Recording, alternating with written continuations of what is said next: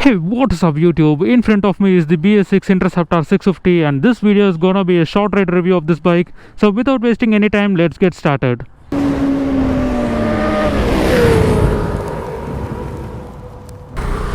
So first let's speak about the engine. So this bike is powered by an 650cc parallel twin 4-stroke engine which produces 47 horses at 7250 rpm and 52 Newton meters of torque at 5250 rpm. So this engine is mated with a 6-speed transmission and the gear shifting is smooth and easy. This is the twin exhaust from the Royal Enfield, and from the back view it looks great. So let's get to the front side of this bike. Royal Enfield has given the telescopic forks on the front and the twin coil overshock suspension on the rear. So I expected the USD forks on the BS6 model, but as like all other Royal Enfields, they still continue to give the telescopic forks. This is an 100/80 section tire on the front and the 130/70 section tire on the rear. Both are Pirelli tube tires. So this is very much disappointing from Royal Enfield to see an tube tires on a premium segment bike like this. Hope they will be giving a tubeless tire in the future. And this is an 13.7 liters tank. So the average mileage on this bike will be somewhere between 20 to 25. So it might be giving close to 20 in the city, and if you cruise at a speed of around 100 to 120, you might get up to 25 kmpl. With a tank capacity of 13.7 liters, the overall ride range would be around 340 kilometers. I have given the halogen bulb on the front, and the visibility is quite good. Nothing much to complain about that. The switch quality of this bike is quite okay. You have the pass lights here, high beam, low beam, indicators, horn, power turn off, and the ignition start button. And the seat is narrow, it is not wide, it's quite spongy. And this bike weighs 202 kgs. That's quite heavy. So initially you will feel that weight, but when you get used to this bike, the weight doesn't matter. Let's speak about the speedometer. It has got an analog digital speedometer. So that's the speedometer, that's the tachometer, and it has got the limiter till 7250 rpm, and you can see it's up to 200 kilometers, but it can do up to 180 kilometers. And let's turn on this.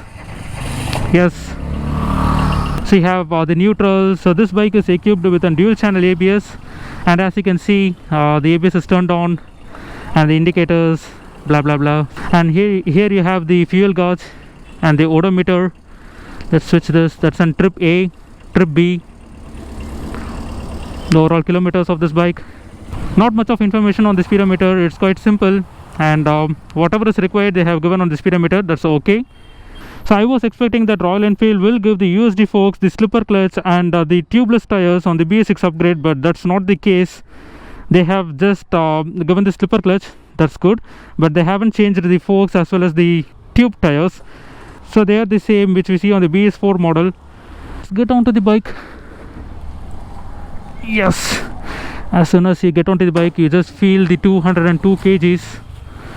Let's turn it on.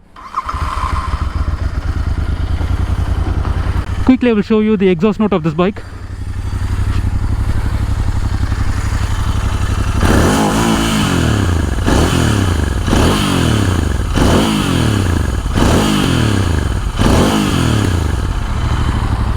So that's the exhaust note of the Interceptor 650 BS6 model. It's quite crispy. Let's take a U-turn and see the turning radius of this bike.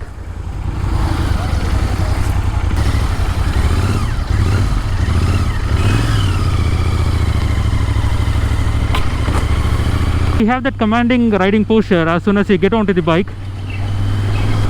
And when you start riding the bike, it doesn't feel that the bike is at 200 kgs.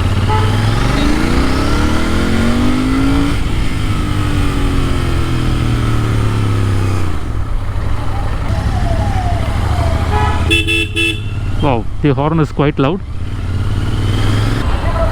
Since the engine is buffed up, there are chances that your leg might come in contact with the engine. So it is recommendable to wear pants while riding this bike. I would not recommend you to wear shorts or trousers while riding this bike.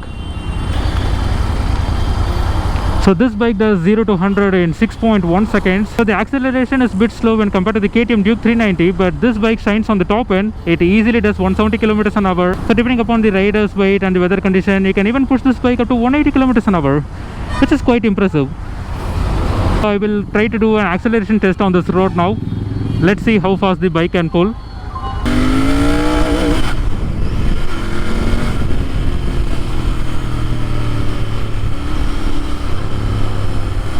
I cannot find any clear stretch to do an acceleration test now since it is too much traffic.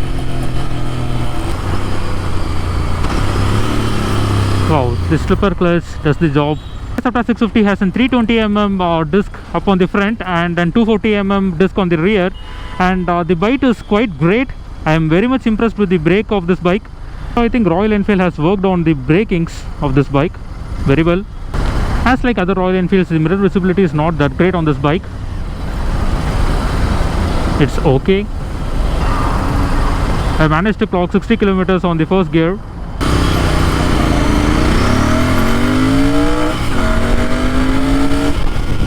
I'm very much impressed with the acceleration of this bike.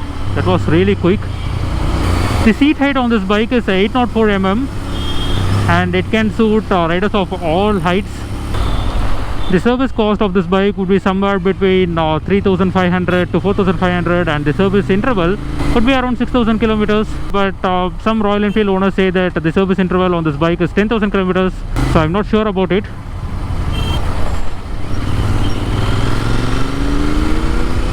As you can see, when I shift the gears, this bike has that pull and you can feel the 47 horses, and the sound is really sweet. I love that exhaust note. This bike comes with a price tag of 3.12 lakhs for the orange, black and grey colors, and 3.22 lakhs for the Baker Express and the Ravishing Red edition. I think that this is a value for money bike because you get a Royal Enfield bike, a 650cc for 3.22 lakhs, which has an impressive power, good bite on the brakes and a commanding riding posture, and it pulls like crazy, and I would recommend you to go for this bike. So with that, I'm ending this vlog over here. If you like this video, please like, comment and subscribe to my channel. Ride safe, wear helmet, take care, bye bye.